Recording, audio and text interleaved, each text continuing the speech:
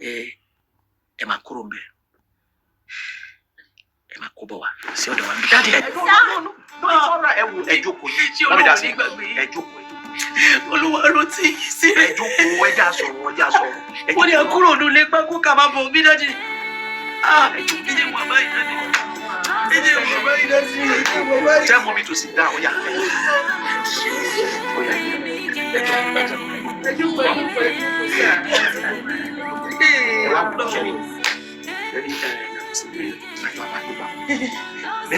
Mélòó náà ni wá sí di?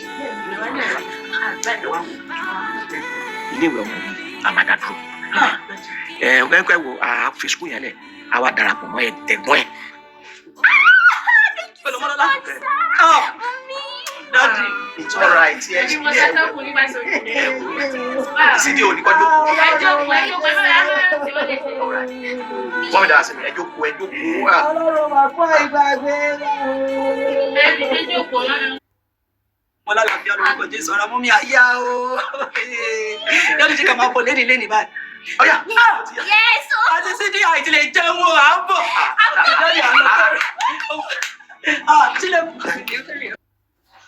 ẹ̀yin tèmi ẹ̀yin tọpẹ́yẹmí ẹ káàbọ̀ padà sórí ìkànnì Ọpẹ́yẹmí Onítàn TV. Lónìí eléyìí tí mo mú wá fún yín tí ọ̀tọ̀ọ̀tọ̀ lógún ní ti àǹtí Adédiwúrà Black Gold. Bẹ́ẹ̀ ni ọ̀tọ̀ọ̀tọ̀ lógún ni mo mú wá fún yín o. Kí lẹ rí kọ́ kí lẹ rí kà nínú ọ̀tọ̀ọ̀tọ̀ lógún, àmọ́ kẹ́ ẹ tó lọ ẹ dúró ẹ jẹ́ kí n sọ fún yín. Ṣé ẹ rí wọ́n máa sọ wípé tí a bá ń wo èèyàn tí a bá ń wá àwòkọ́ṣe wọn àbí tá a bá ń wò bá ẹni mo fẹ́ dàbí lágbájá mo fẹ́ dàbí tàmẹ̀dò, ǹjẹ́ o ti mọ nǹkan tí lágbájá tó ń bá fínra? Ọ̀tọ̀ọ̀tọ̀ lógún àtọ́bà tí tẹ́bà tí ìwò ọ̀tọ̀ọ̀tọ̀ lógún ẹ lọ sórí ọ̀dọ̀ àǹtí Adédiwúrà Black Gold TV kẹ́ lọ wo ọ̀tọ̀ọ̀tọ̀ lógún. No be small. Ṣé ẹ fẹ́ mọ nǹkan tó ṣẹlẹ̀ fún àwa tá a bá ti wò tá à ń dúró wò pé ṣápá kejì wà, ṣé ó yẹ kó lápá kejì àbí kò yẹ kó lápá kejì? Ẹ máa bá mi ká lọ.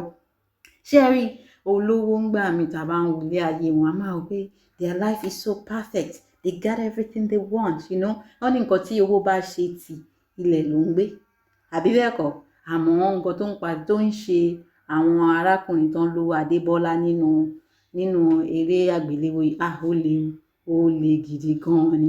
Ẹni Tọ́pẹ́yẹmí láì nígbà àkókò yín láì ní sọ pé kí n máa kàn rojọ́ tó jẹ́ pé kò ní ṣe kinní. Ẹ̀yin Tọ́pẹ́yẹmí tí ẹ bá ti ń wá eré àgbéléwò ẹ fẹ́ wò tí ẹ wàá rí tó a ṣe wà lópin ọ̀sẹ̀ yìí ẹ lọ sọ́dọ̀ àti Adédiwúrà Gold kẹ́ lọ wo ọ̀tọ̀ọ̀tọ̀ lógún. Ogun oníkálukú ọ̀tọ̀ọ̀tọ̀ ni, oníkálukú ló kún lógun tó ń bá yí. Ọlọ́run kó ṣàánú gbogbo wa ni. Ẹ jẹ́ ń fún yín jẹ ẹ jẹ́ ń fún yín wò díẹ̀ kí n tó wá rètí máàkì tí wọ́n gbà lọ́dọ̀ tẹ̀.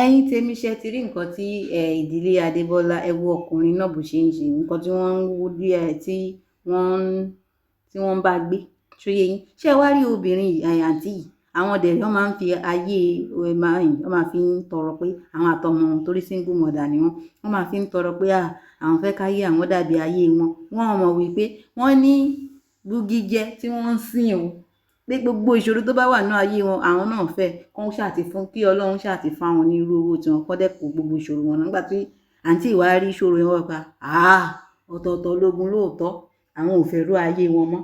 Àmọ́ ṣé wá rí nǹkan tó ṣẹlẹ̀ nígbẹ̀yìn tẹ́ bá fẹ́ mọ̀ tẹ́ fẹ́ wò ní kíkún tẹ́ fẹ́ kẹ́kọ̀ọ́ ẹ lọ sọ́dọ̀ àǹtí Adédiwúrà Black Gold TV kẹ́ lọ wo ọ̀tọ̀ọ̀tọ̀ lógún. Ẹ̀yin Tọ́pẹ́yẹmí màá rètí fún mi ní eré àgbéléwò yìí màá rètí ẹ̀ ní 7/10 gẹ́gẹ́ bẹ́ẹ̀ ṣe ti mọ̀ pé olùkọ́ tèmi kò fún wọn ní gbogbo máàkì tán eléyìí tó bá gba máàkì tó tán á gbà kọjá 10 á gbà kọjá 10 torí wípé ó yẹ kẹ́ ẹ mọ̀ wípé wọ́n ṣiṣẹ́ takuntakun ni eléyìí náà wọ́n ṣiṣẹ́ takuntakun náà àmọ́ eléyìí tí mo máa fún wọn nìyẹn. Ẹ̀yin Tọ́pẹ́yẹmí tí ẹ bá ń fẹ́ wá eré àgbéléwò tí ẹ fẹ́ wò tí ẹ wàá mọ̀ nǹkan tí ilé ìtẹ̀fẹ́ wò ẹ ṣáà máa bọ̀ lórí Ọpẹ́yẹmí Onítàn TV èmi máa sọ fún yín ilé ìtẹ̀ máa wò ilé tí yóò yẹ kẹ́ ẹ wò tẹ́ bá tẹ̀ ti dọ́dọ̀ mi máa ti mọ̀ wípé tí n ti rí lọ́dọ̀ Ọpẹ́yẹmí mi kì í rètí fíìmù tó bá ti make sense I no dey rate am pé ẹ kẹ́ ẹ mọ̀ ẹ̀yin tèmi ẹ̀yin tọpẹ́yẹmí mo ti fẹ́ máa lọ nìyẹn ẹ máa ṣe rere èmi náà máa ṣe rere